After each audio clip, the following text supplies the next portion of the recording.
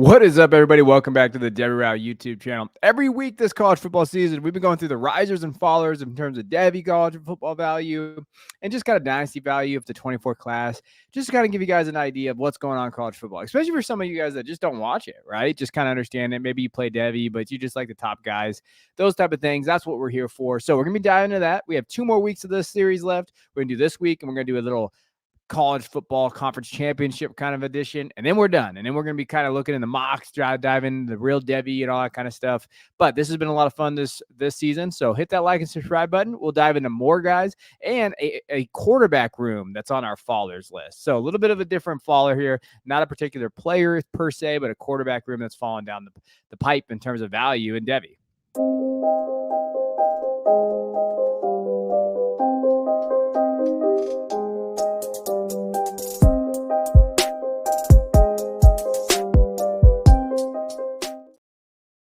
All right, first guy up as we look at kind of the Devy risers and fallers, we're going to talk about someone that's been on this list a couple times in different ways, like Quinshon Judkins from Ole Miss. Beginning of the year, we kind of had him as a faller. He said, hey, he's not doing very well, but we did also mention it could be the offensive line issues, right? Like he just did not look good. Even up to the Alabama game, Quinshon did not look great. Then he popped off against LSU, and ever since then, he had 177 yards in that touchdown. He's looked very good. He's had 4 100-yard games, over 100-yard games in that time span. Even good against Georgia. Yeah, 2 touchdowns in that game, 75 yards. It's hard to come by yards there. But he did look good in that game. So, and game script kind of got away from them there, and they couldn't really lean on him very much. I think the biggest thing for him from a value perspective is he bounced back. Before, you're talking about a guy that, oh my gosh, could he have that Raheem Sanders type fall where now he bounced back? He doesn't have necessarily the production as you see there, 1,000 yards, 15 touchdowns. He still had 15 touchdowns, but you kind of see that dip in yards. So, he'll probably finish hopefully with like 1,200. He's got a game left, right, in terms of where he's at. If he does finish in that range, he's probably still going to go back into the first round of Devy drafts, right, if you're going to draft him there. So you recruit some value. Now, would I pivot off of him? I might pivot off of Judkins depending on what you need at the NFL side. If you don't have a trade deadline in your dynasty league and you have him on a roster, go get a real asset because his value's up there right now. And remember, running backs are volatile in this format, so that might be a time, but you have to give him a shout out. He rose up his value and kind of solidified it. Now, our next guy is a guy that's probably not getting enough love out there. I mean, I had him as my wide receiver 3 coming into the season in his class, and that's Tet McMillan, right? He is just absolutely dominating right now, 6'5", 210. You see the receiving grade is one of the best in the country according to PFF. 3 drops only this season. And when you're thinking of all the targets that he's had, almost nearly 100, 80 catches, 1,200 yards, 10 touchdowns. He's been phenomenal there. His ADOT's 12.9, which is very, very good. Out wide percentage, that's really where he's at. But even though he is so big, he is versatile and athletic, right? Like when you're looking at McMillan, there's not a lot that he can't do on that football field. And I think that's the reason why I really like him. I think when you're looking at it from a prospect perspective, I think he's pushing Evan Stewart and Luther Bird in that tier. Like I don't know why we haven't been talking about him in that tier. Maybe that's our fault, right?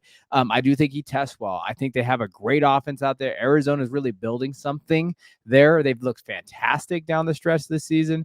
8 wins, really, really solid program. Have to love what they've done. And a big reason why is Tet. And Tet stayed, right? McMillan stayed. He didn't get swayed like Dorian Singer did over to USC. People were after him. He said, no, I'm going to build something here.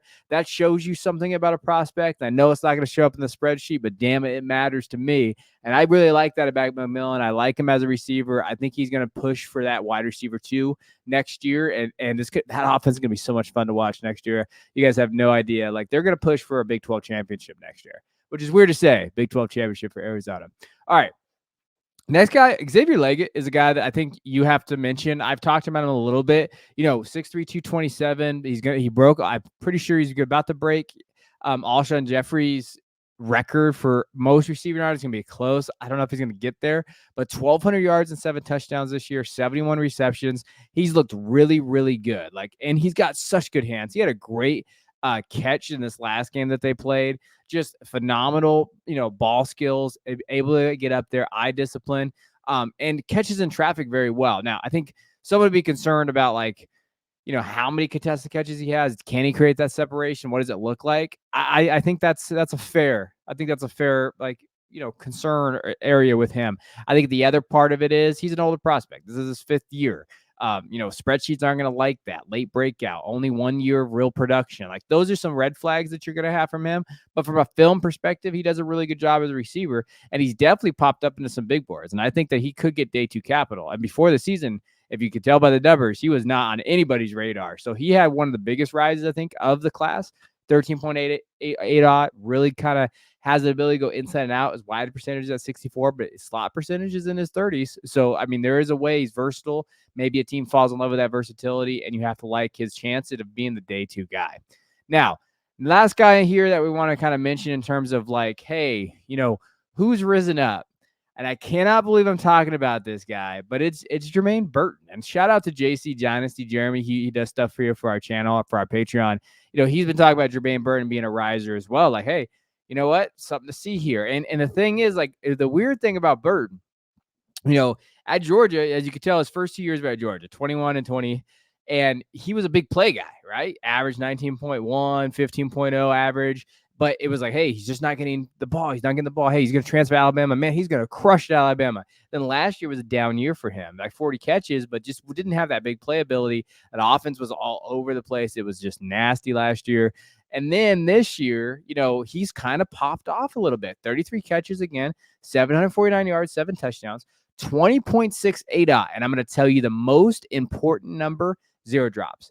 This kid has not dropped the ball one time. According to PFF, his ability to kind of just be a sure-handed receiver, I do think he can be in the slot as well.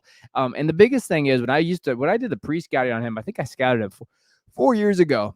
I think the biggest, and it sounds so cliche, dog, right? Just a straight up dog. He just goes and gets the dirty yards. He's got the grit. And like the thing about Burton is he has that ability just to go up and make plays. And he's just special in that way, but also he's not afraid to go up and make those plays either. And he's aggressive. He's going to go get the ball. He does not let that ball come to him. He catches at the highest point.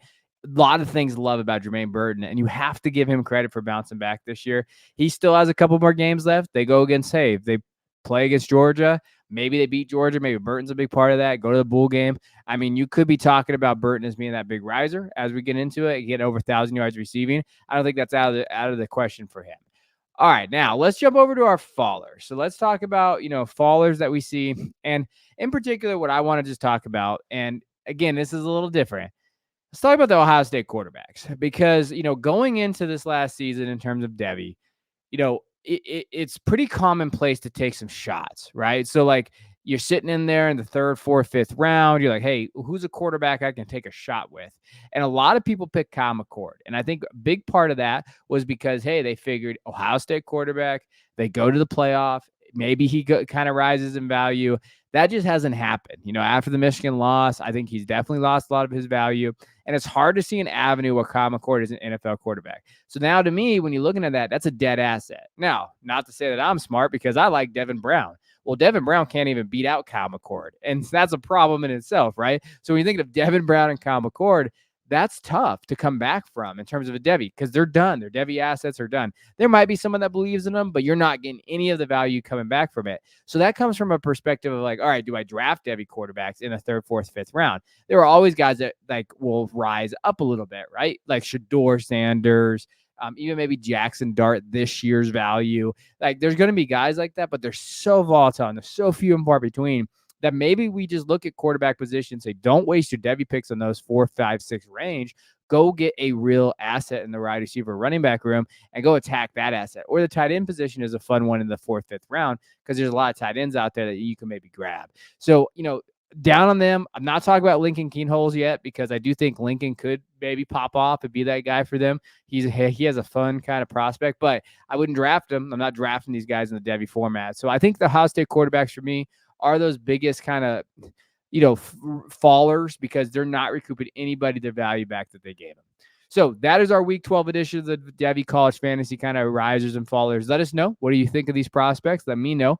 Drop it in there. What about your draft? What about your quarterbacks? Are you going after that? You have some Devy trades or anything like that? You can always feel free to drop them in the comments. So appreciate you guys. I'll check you guys in the next video.